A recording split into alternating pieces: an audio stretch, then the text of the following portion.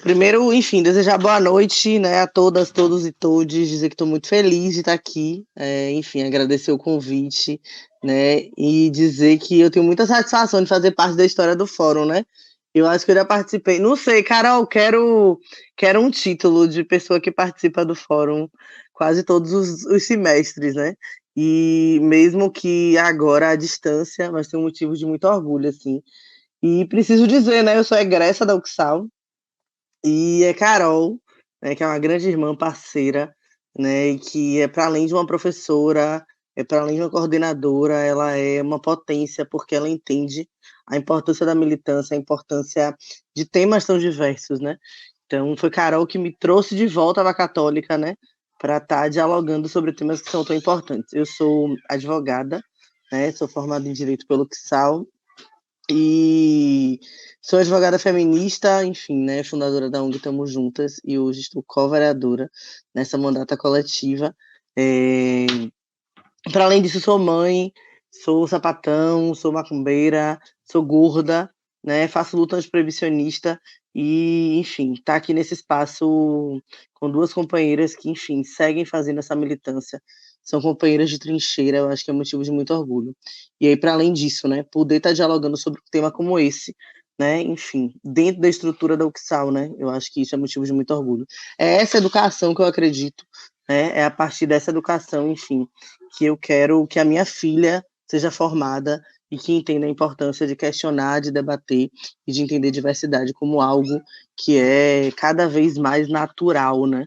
Enfim, nos naturalizaram para um processo, enfim, tentaram nos convencer de um padrão que na verdade não existe, né? Eu inclusive tenho tentado tirar, né, do meu vocabulário a palavra padrão, porque é uma palavra extremamente perversa e que condiciona e que limita, enfim, que violenta.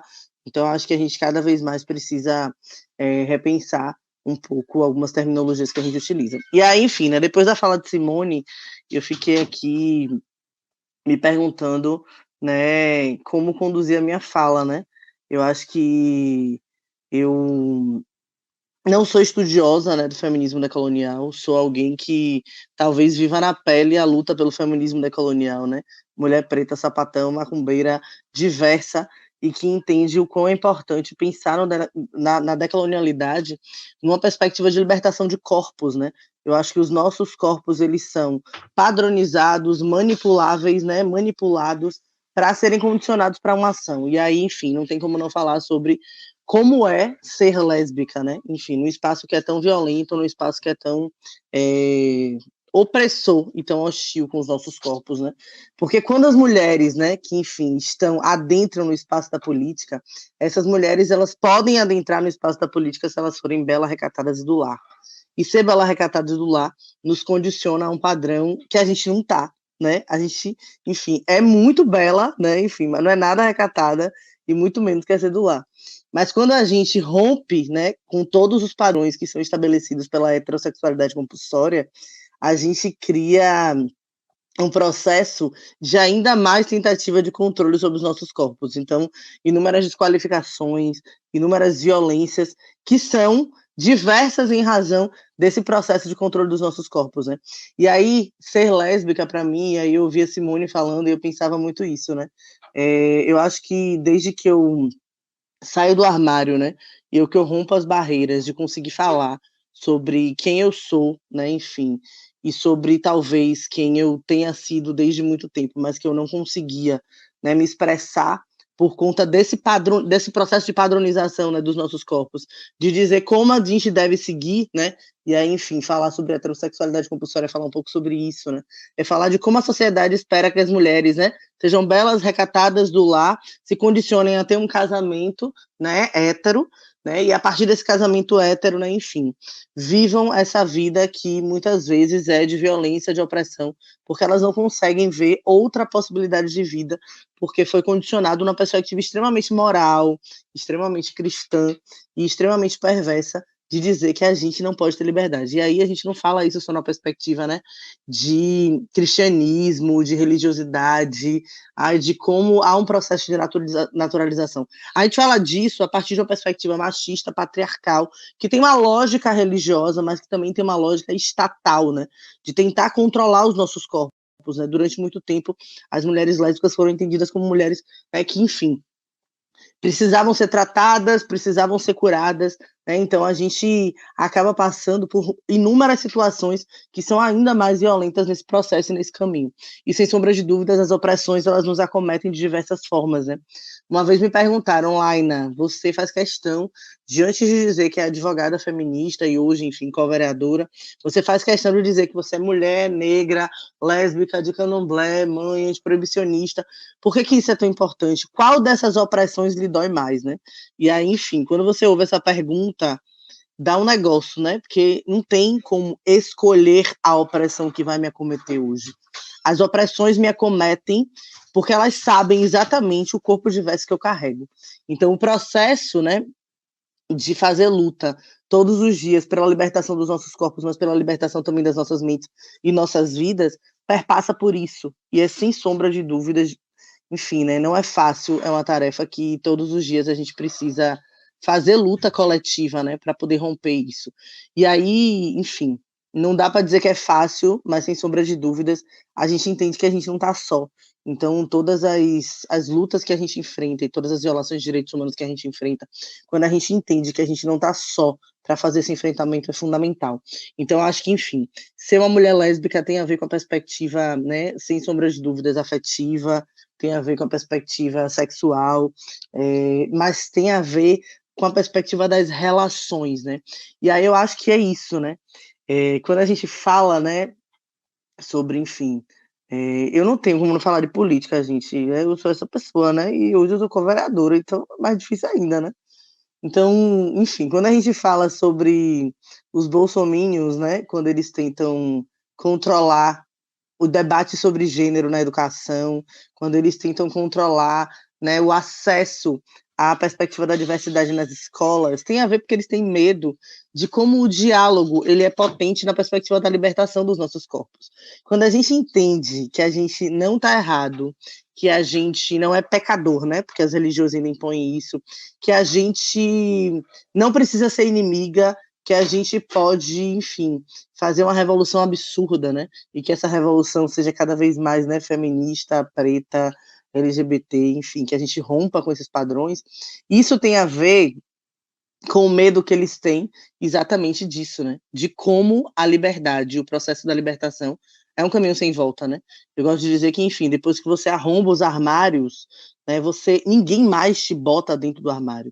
Então, acho que o grande medo, né, dos fascistas, dos bolsominions, é exatamente isso. É quando a gente se vê representada, é quando a gente dialoga sobre isso, é quando a gente consegue pensar, né, no respeito à diversidade, consegue fortalecer a perspectiva de liberdade e de libertação. Então, enfim, isso é algo que é extremamente empoderador e é algo que você não constrói sozinha, né? Você caminha e você vai caminhando cada vez mais com outras, né? Outras e outros sujeitos, né? E aí, ser lésbica, eu acho que tem, enfim, a ver com toda essa perspectiva, né? De olhar para outras mulheres e entender a potência dessas mulheres, de entender o processo da libertação e pensar na perspectiva do caminho que é o feminismo e que é o processo de empoderar, não só se empoderar, né, mas pensar na perspectiva do feminismo e da sororidade como algo que é estruturante. Se a gente que sente a mesma dor não se acolhe e não se fortalece, quem vai fazer isso por nós? Então, enfim, é falar de mim hoje, assim, né, enquanto alguém que está na política institucional, né?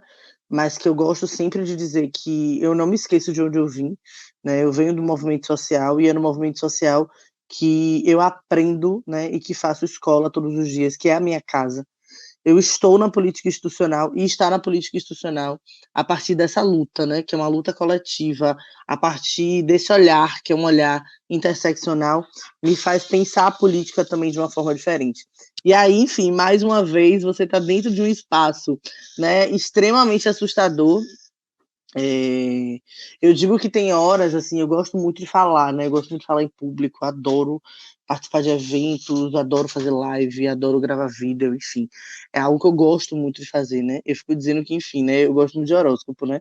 Enfim, de fazer um debate sobre mapa astral. Então, eu tenho Lua em Leão, então eu gosto muito de aparecer. Mas não é sobre isso. E aí, quando eu falo disso, né, que eu gosto muito de falar em público, todas as vezes que eu chego na Câmara, é como se aquele espaço fosse um espaço tão hostil e tão conservador, tão patriarcal e tão violento, que aquele espaço, muitas vezes, é como se ele desse medo, é como se ele desse um receio, que é muito diferente, uma insegurança que é muito violenta, né? E isso tem a ver com os nossos corpos, eles são diversos naquele espaço, né? Então, todas as vezes que eu subo, né, naquele espaço, né, no plenário da Câmara e faço, né, questão de reafirmar, enfim, que sou uma mulher lésbica, que vive um relacionamento lésbico, que a minha família existe, que a minha família resiste, né, é algo que, enfim, é algo que é muito forte, é muito vistoriado, né, como se eu não pudesse ser eu naquele espaço. É como se eu pudesse ser lésbica, mas naquele espaço eu não precisasse falar sobre aquilo. Mas é isso. Eu sou essa pessoa que eu não tenho como ser co-vereadora sem falar que eu sou mulher negra, lésbica, de candomblé, mãe, antiproibicionista.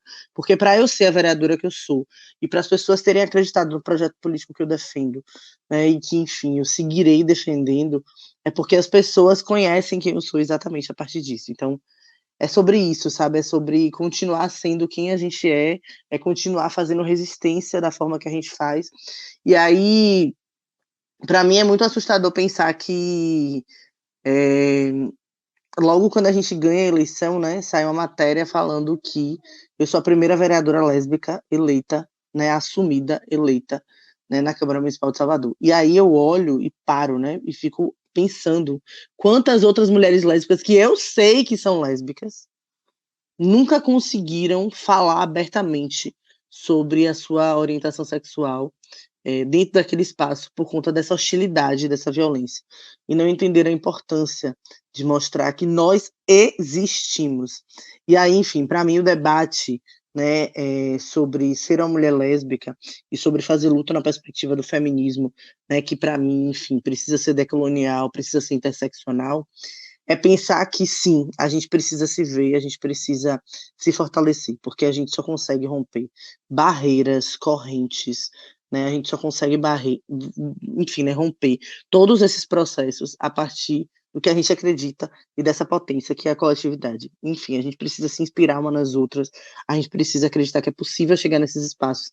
E isso só acontece quando a gente percebe que a gente não está só, né? Que a gente não é louca, que a gente não tá errada e que, enfim, a gente não tá sozinha. Eu acho que essa é a grande essência para a gente conseguir, enfim, seguir fazendo enfrentamento por nós, mas por tantas outras, né, e outras que, enfim, precisam seguir fazendo essa resistência. Que hoje a gente, enfim, de onde a gente estiver, a gente consiga fortalecer outras mulheres para conseguirem romper, enfim, arrombarem muitos armários e terem muito orgulho, né? A gente está no mês do orgulho LGBT e terem muito orgulho de serem quem são e de não terem medo de serem quem são, porque a gente vive num país que mais mata LGBT, num país que, enfim, nos tira a possibilidade de saber dados sobre a nossa existência e sobre as violências que nos acometem. A gente não sabe sobre lesbocídio, a gente não sabe sobre estupro corretivo, sobre as violências que acometem as mulheres lésbicas, sobre os acessos que as mulheres lésbicas deveriam ter no sistema de saúde, mas a gente, infelizmente, enfim, né, acaba tendo que fazer resistência, né, para além do processo institucional. Então, enfim, é a partir dos movimentos sociais que a gente consegue fazer o debate sobre o lesbocídio, fazer o debate sobre estupro corretivo, fazer o debate, inclusive, gerar lei sobre isso. Então, acho que a gente precisa seguir caminhando por nós, pelas próximas gerações, mas sem sombras de dúvidas, pelas nossas ancestrais que vieram antes de nós e que, enfim, são motivos de muito orgulho para a gente poder estar onde a gente está, dizendo quem a gente é e fazendo resistência, fazendo enfrentamento pelas próximas gerações.